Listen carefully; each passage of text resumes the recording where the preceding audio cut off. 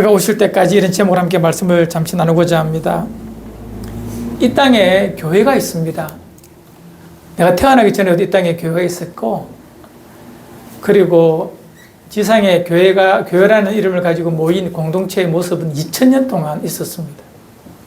한국뿐만 아니라 이 조선 땅뿐만 아니라 저 미국 땅에도 유럽 땅에도 아프리카에도 오세아니아에 다 있어요. 교회는 전 세계에 있습니다. 한국에만 해도 그 6만 개 가까운 교회가 있습니다. 그럼 교회가 뭘까라고 우리는 그 본질을 질문할 수가 있어요. 교회가 뭐 하는 곳이지? 교회가 뭘까라는 질문을 우리는 꼭 해보아야 합니다. 교회는 뭐 하는 곳일까? 우리는 교회라면 건물만 먼저 생각하고 모이는 사람을 생각하는데 물론 다 필요한 거예요. 하지만 이것이 없으면 우리는 교회라고 말할 수가 없습니다. 건물이 없어도 교회고 사람 수가 적어도 교회입니다. 조직이 있든 없든 간에 무엇이 있든 간에 그것이 있으나 없으나 다 교회입니다.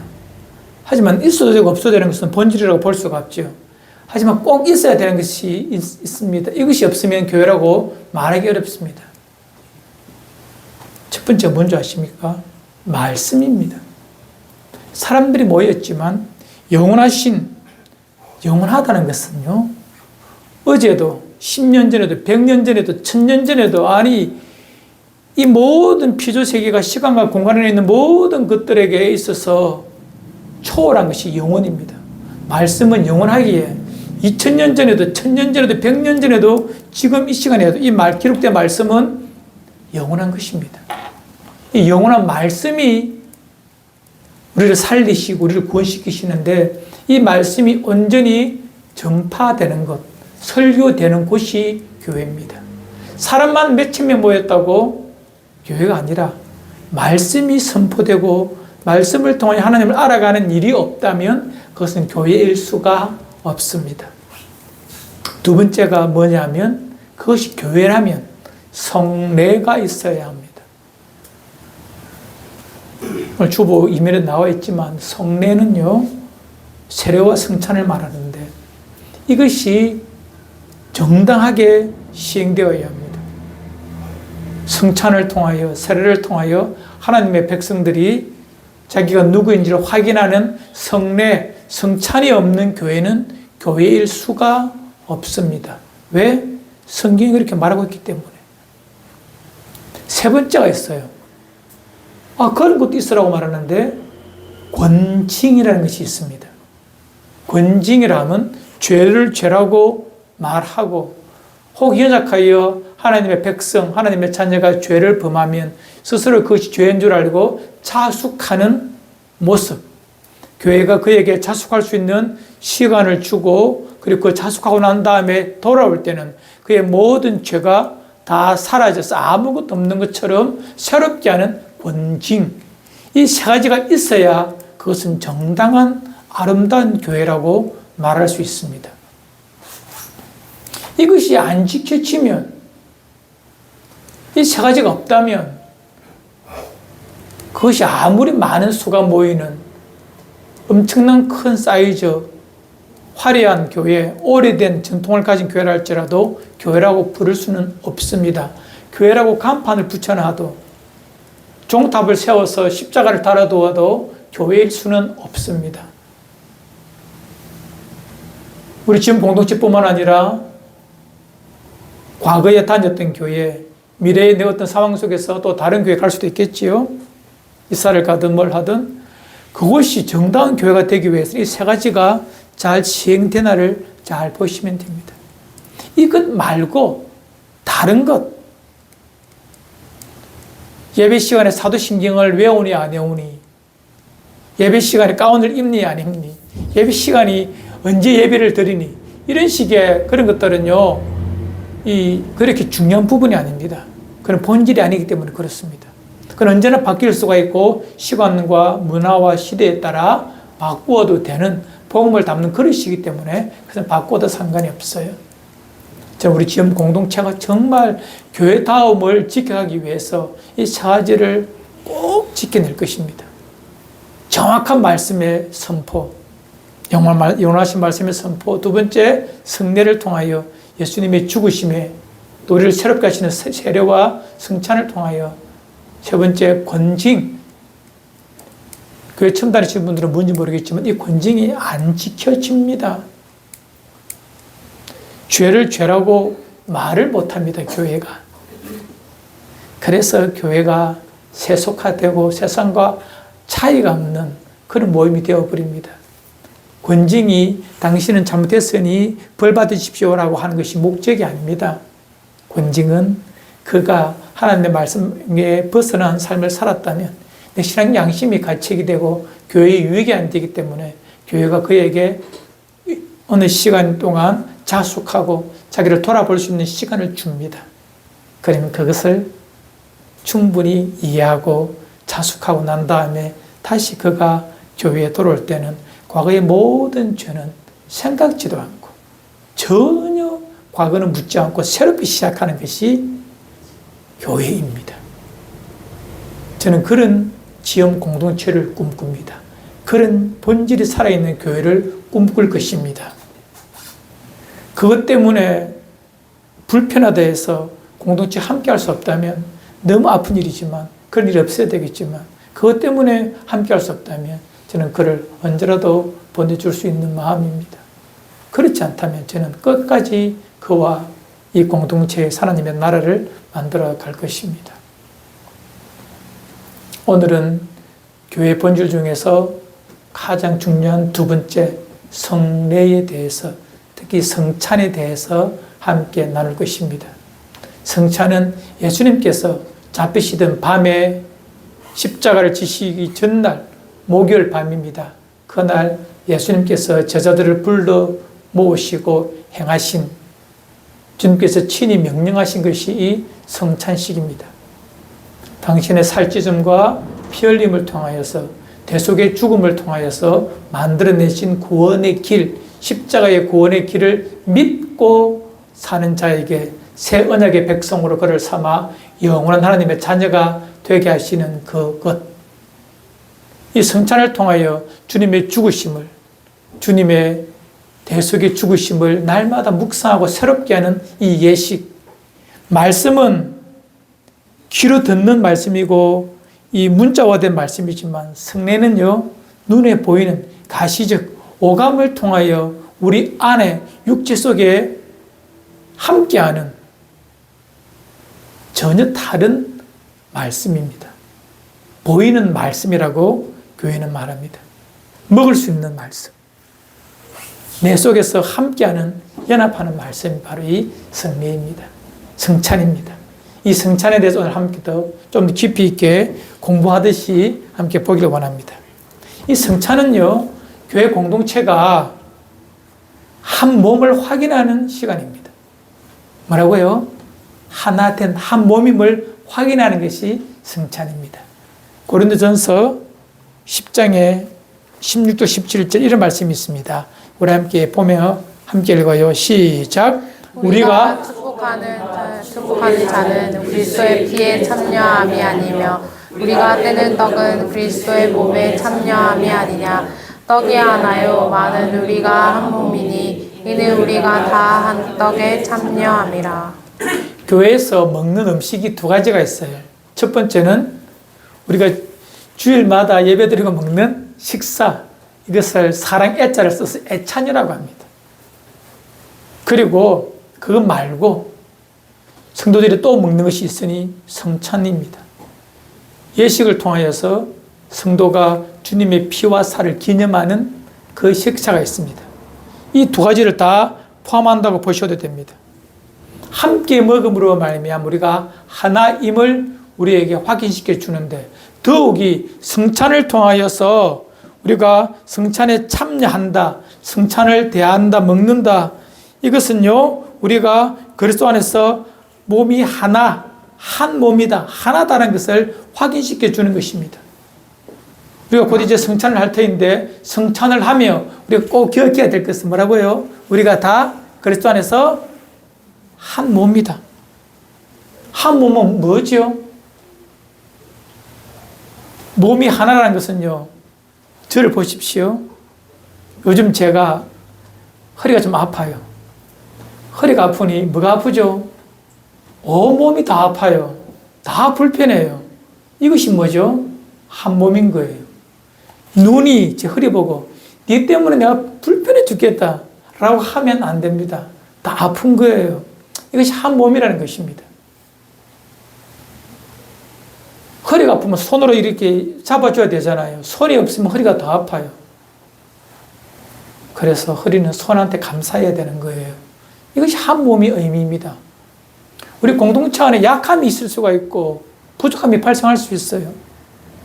속으로 아이고 봐라 뭐 꽃이다 이게 아닙니다. 그가 아프니 나도 아프다 라고 되어야 한 몸의 의미예요. 다르게 말할게요. 한 몸이 좋아오면 나도 너무 좋은 거예요. 그것이 한 몸의 의미입니다. 우리 지음 공동체 이 아름다움을 꼭 지켜가는 그런 공동체 되기를 바랍니다. 내 혼자 누구보다 옆에 있는 성도보다 더 나으면 되지. 이거는 기독교일 수가 없는 거예요. 기독교는 뭐죠? 한 몸이, 많은 우리가 한 몸이라고, 하나라고 말합니다. 이 의식을 새롭게 하고 확신하고 또 만들어가는 것이 성찬입니다. 그리스도의 몸을 먹음으로 한 그리스도가 내 안에 오셔서 하나 되게 하셨기에 그 하나를 지켜가는 것, 성령 안에서. 이것이 교회의 본질입니다. 이 아름다움을 지켜가는 우리들 되기를 바랍니다. 두 번째, 또 성찬을 우리가 대할 때는 꼭 이것을 새롭게 하기 위해서 우리에게 성찬을 주셨습니다. 오늘 읽었던 말씀 한번 읽어볼까요? 고린도전서 11장 24절 25절만 읽읍시다. 함께 읽읍시다. 축사하시고 시작. 축사하시고 떼어 이르시되 이것은 너희를 위하는 내 몸이니 이것을 행하여 나를 기념하라 하시고 25절 식후에 또한 그와 같이 잔을 가지시고 이르시되 이 잔은 내 피로 세운 새 언약이니 이것을 행하여 마실 때마다 나를 기념하라 하셨으니. 저 두 절의 성경에 보니까 기념하라는 말이 나오죠. 기념하라. 성찬을 대할 때마다 기념하래요. 무엇을? 주님의 살찢음을, 피 흘림을 기념하라. 한글의 번역에 한계가 이 단어인데 기념. 우리 기념이란 말은 뭐죠? 그날을 그냥 기억하는 거 아닙니까? 그죠? 하지만 헬라어의 정확한 표현은요, 아남네시스라는 단어인데, 다시 기억하는 것. 또한, 다시 새롭게 하는 것. 새롭게 하는 것. 이런 의미입니다. 다르게 말하면, 예수님께서 돌아가신 2000년이 되셨지 않습니까? 그것이 2000년 전의 사건이 아니라, 지금, 오늘, 내 앞에서 일어나는, 발생하는 사건으로 회상하고 새롭게 하라는 것이 이 성찬의 의미입니다. 우리는 포도주와 떡을 대하지만 믿음으로 그것을 받을 때, 기념할 때 그것은 내 몸 안에 들어와서 그리스도의 살과 피로 내 안에서 화한다. 그렇게 우리는 믿고 따릅니다. 그러기에 이 그리스도의 죽으심, 살찌고 피 흘렸다는 것은 죽으신 것이잖아요. 죽으심이 2000년 전에 저 유대 땅에서 발생한 예루살렘 동편에 있는 골고다 언덕에서 발생한 그런 사건이 아니라, 거기서 끝나는 것이 아니라 2024년 11월 10일 오늘 내 앞에서 일어나는 사건처럼 이 떡을 대할 때, 이 잔을 마실 때 내 안에서 발생하고 내 눈에 보입니다라고 새롭게 하는 것이 뭐라? 이것을 기념하라는 말의 본 의미입니다. 그래서 우리는 믿음이 연약해질 때마다 성찬을 통하여서 내 신앙을 새롭게 하고 예수님의 죽으심과 그분의 부활을 날마다 묵상하고 새롭게 하는 이 일을 게으르지 않고 해야 합니다. 그래야 기독교 본질에서 벗어나지가 않습니다. 한 개인도 그렇지만 공동체도 다시 본질로 돌아올 수가 있습니다. 그래서 성찬을 좀 더 자주 하면 좋을 것 같지만 쉽지가 않거든요. 이 성찬을 준비하는 것들이. 그래서 우리는 1년에 2번 정도 하고 있습니다. 3번, 4번 해도 될 것 같아요. 상황이 주어지면. 어쨌든 간에 이것을 행할 때마다 여러분들 신앙을 새롭게 하는 그런 마음이었으면 참 좋겠습니다. 세 번째, 이 또 성찬을 할 때마다 꼭 기억해야 될 것이 있습니다. 26절 우리 함께 읽어요. 시작. 너희가 이 떡을 먹으며 이 잔을 마실 때마다 주의 죽으심을 그가 오실 때까지 전하는 것이니라. 예, 오늘 많이 나누고 싶은 부분 이 부분입니다. 이 떡을 먹으며 이 잔을 마실 때마다 성찬을 할 때마다 주의 죽으심, 나를 위해 살찢고 피 흘려 죽어주신 그 대속의 죽음을 주님이 오실 때까지 내 안에뿐만 아니라 내 밖으로 끊임없이 말하는 것, 전하는 것. 이것이 성찬을 대하는 성도의 아름다운 모습입니다. 주님의 살찌점과 피 흘림이 없으면 이 피주색이 구원의 길이 없습니다.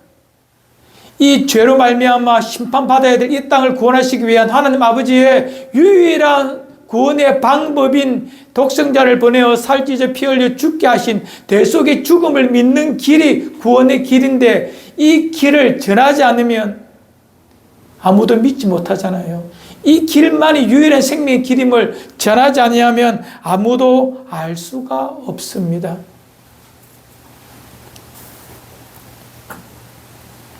하나님께서는 우리에게 참 위대한 명령을 주셨어요. 주님은 부활하신 후에 이 땅에 있는 모든 공동체들에게, 아니 성도들에게 주신 말씀입니다. 사도나 목사에게 주신 것이 아니라 이 땅에 예수 그리스도를 구주로 고백하는 자들에게 주신 위대한 지상, 땅지자가 아니라 이를 지자죠. 윗상자.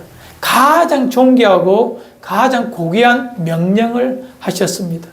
너무나 잘 아는 말씀이죠. 마태복음 28장 19절 20절 아는 말씀 함께 읽읍시다. 시작. 예수께서 나와 말씀하여 이르시되 하늘과 땅의 모든 권세를 내게 주셨으니 그러므로 너희는 가서 모든 민족을 제자로 삼아 아버지와 아들과 성령의 이름으로 세례를 베풀고 내가 너희에게 분부한 모든 것을 가르쳐 지키게 하리라. 볼지어다 내가 세상 끝날까지 너희와 항상 함께 있으리라 하시니라. 아멘.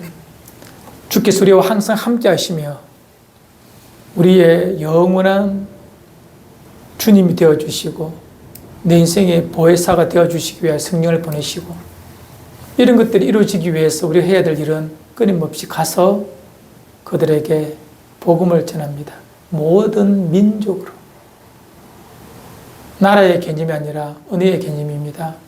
모든 인생에게 모든 말로 그들에게 복음을 전하는 것. 그것이 이루어지면 주님이 우리에게 다시 오실 것입니다. 가서 복음을 전하고 제자 삼는다는 말은요, 말씀을 가지고 말씀 따라 사는 것을 제자라고 말합니다. 그리고 세례를 주는 것입니다. 예수 믿게 하는 표시죠. 이런 것들을 통해 하나님의 나라를 이루어가는 것. 주님 오실 때까지 끊임없이 이 명령에 순응하는 것. 이것이 기독교인의 본질이요, 교회의 본질입니다. 이런 것들에 대하여 고민하고 애쓰고 생각하고 모여서 노력하고 기도하고 이런 것들이 되어야 교회는 더욱더 건강하고 본질에 충실한 교회가 될 수가 있습니다. 누구든지 주의 이름을 부르는 자는 구원을 얻습니다. 그렇게 약속하셨어요. 다른 이로서는 구원을 받을 수가 없습니다. 차나 사람 중에 구원받을 만한 다른 이름을 우리에게 주신 일이 없다라고 말씀하고 있지 않습니까? 예수 없으면 다 죽어요. 그가 아무리 윤리적인 삶을 살고 도덕적인 삶을 산다 하더라도 말입니다. 그에게 이제 우리는 예수가 우리의 유일한 구원자임을 전하는 이 위대하고도 단순하고도 아름다운 일을 우리는 우리의 삶의 순간순간 이루어 가야 합니다. 로마서 10장 13절 15절에 성경 우리에게 이렇게 말씀하고 있습니다. 읽어드리겠습니다. 누구든지 주의 이름을 부르는 자는 구원을 받으리라. 그런즉 그들이 믿지 아니한 이를 어찌 부르리요? 듣지도 못한 이를 어찌 믿으리요? 전파하는 자가 없이 어찌 들으리요? 보내심을 받지 아니하였으면 어찌 전파하리요? 기록된 바 아름답도다 좋은 소식을 전하는 자들의 발의함과 같으니라. 쉽게 말하면 이렇습니다. 어떤 사람이 구원을 받으려면 가서 그 사람이 예수의 이름을 부르게 해야 합니다. 그거 예수를 모르는데 어떻게 불러요? 가서 전해줘야죠.